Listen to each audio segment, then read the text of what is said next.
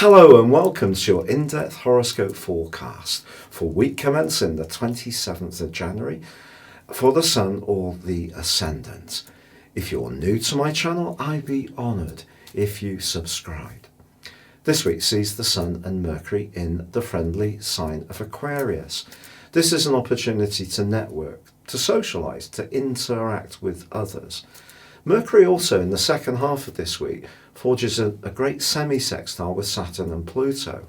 So if we can work towards a long-term plan, but try to get concrete evidence, tangible progress, then that's certainly a good link. But there's also a much more idealistic energy in the mix, as Venus and Neptune are in a conjunction. This can be quite beautiful and bring something magical into our situations around a relationship. But the rather impulsive energies of Mars is clashing with Venus and Neptune. So if we do something off the cuff, whether it's around a relationship or around our resources, which Venus governs, we just need to be aware that that could have implications. Fortunately, Venus forges a very anchoring link with both Saturn and Pluto itself in the last 3 days of this week. So if there is a relationship that emerges this week that does have real promise, then perhaps it can have a future. There is a quarter moon as the week draws to a close on Sunday, on the 2nd of February, and this occurs in Taurus.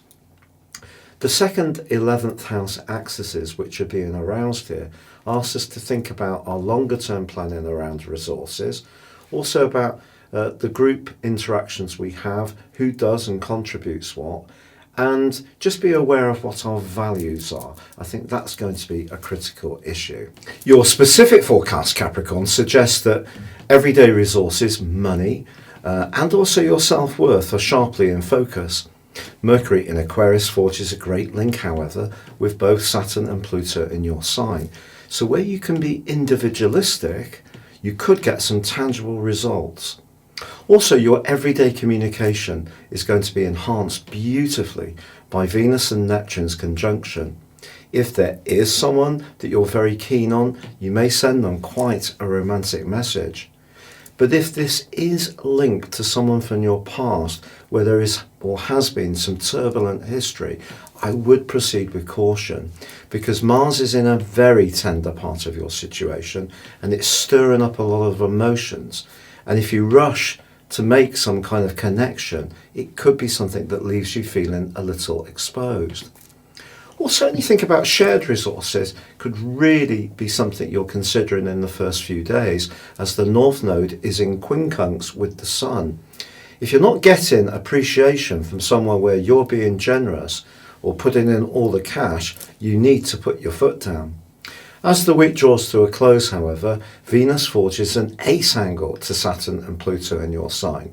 People will know that what you say is what you really mean, and you can come across as being assertive but also caring.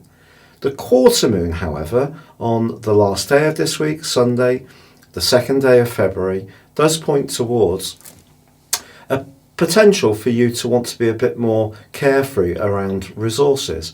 If you're a Capricorn who really likes to be cautious, this may not have too much of an impact on you. Maybe it's just you're going to think about your values a little bit more. But equally, you may decide that you're deserving of a treat. But then again, if you can afford it, then why not? It's been a real pleasure being with you.